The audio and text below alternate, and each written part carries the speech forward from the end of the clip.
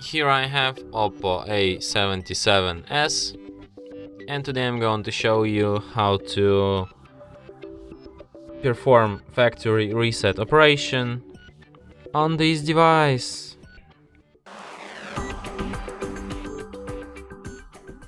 So to do this, firstly you have to open settings, then you should go to the additional settings, then you should go to the backup and reset, select an option reset phone and tap erase all data.